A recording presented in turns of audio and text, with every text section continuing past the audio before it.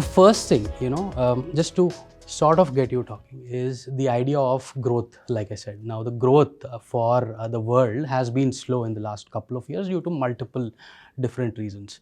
That one bright spot has been India.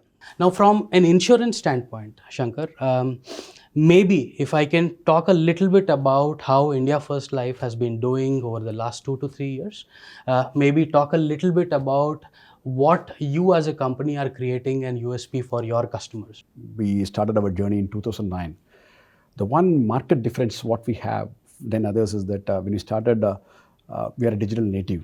So our thinking has been digital thinking. That's how we started thinking, and we started putting processes and also the technology to that, correct? So those kinds of things started happening in India First Life way back from 2009 onwards.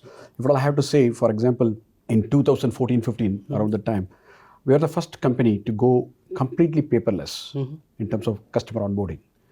And we were doing it for Bharat too. When I say Bharat, where there were times the network may not be available, our applications work on offline. And then people can capture anything and everything what they want to do, and then sync it when they have a better network. In terms of my digital landmark and our digital metrics, I'm maybe the best in terms of my peers. At this point, Rahul, if I can come back to you, how has your experience been working with a company like Shankar, who's new age in terms of the enterprise thinking that they do, and bring in digital native processes, your experience, and add it and put it into an enterprise?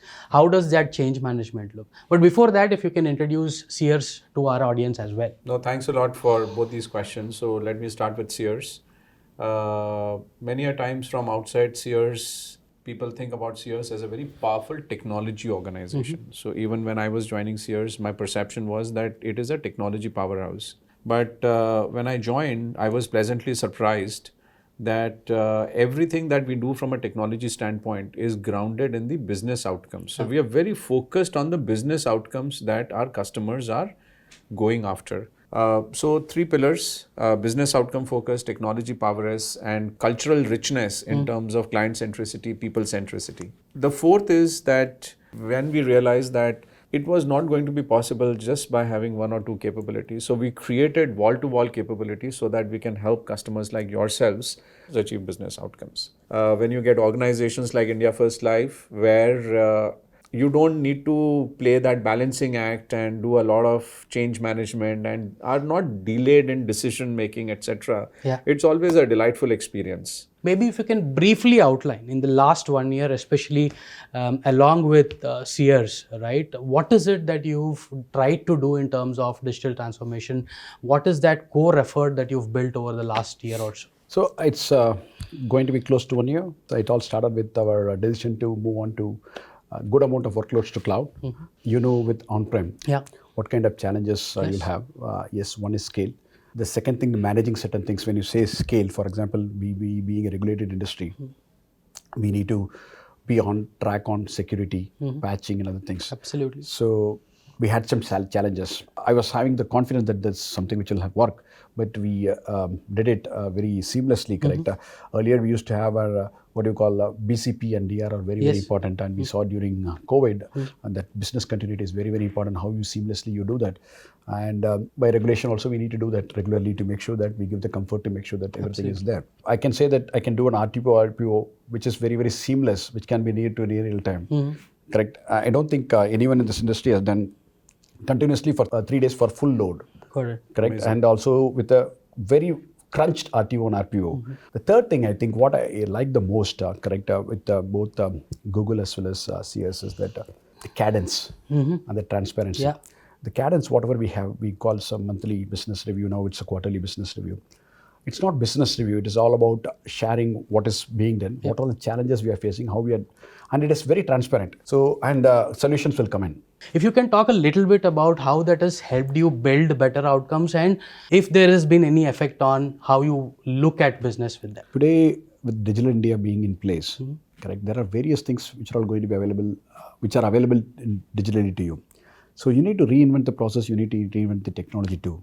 So you need to adapt what is changing in the ecosystem and use it to the betterment to deliver the best customer experience. Absolutely. Moving on from that topic, any follow-up thoughts on the same in terms of having to tame the overall application infrastructure, especially belonging to the insurance segment? Yeah, so there are only two thoughts in terms of our journey with India First Life going in the next phase. One is that we are doing FinOps for Shankar. Using our FinOps capabilities, our focus is that we continuously optimize the cost for Shankar and India First Life. We are on top of the security posture so that we can proactively take measures and advise measures so that they are protected, their environment is protected. We are doing the leverage and highest possible automation that can be done so that they can become a high velocity engineering organization. And then subsequently when they modernize these number of applications, then we are able to help them in terms of advising them. The second part is that again I go back to business outcomes. So as we continue our journey, we will keep on repivoting ourselves to thinking as to, because in technology tons of things can be done.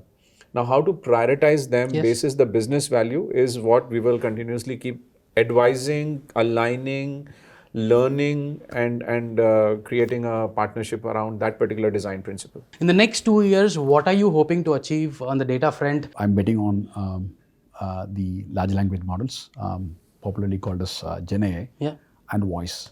But that's not only that.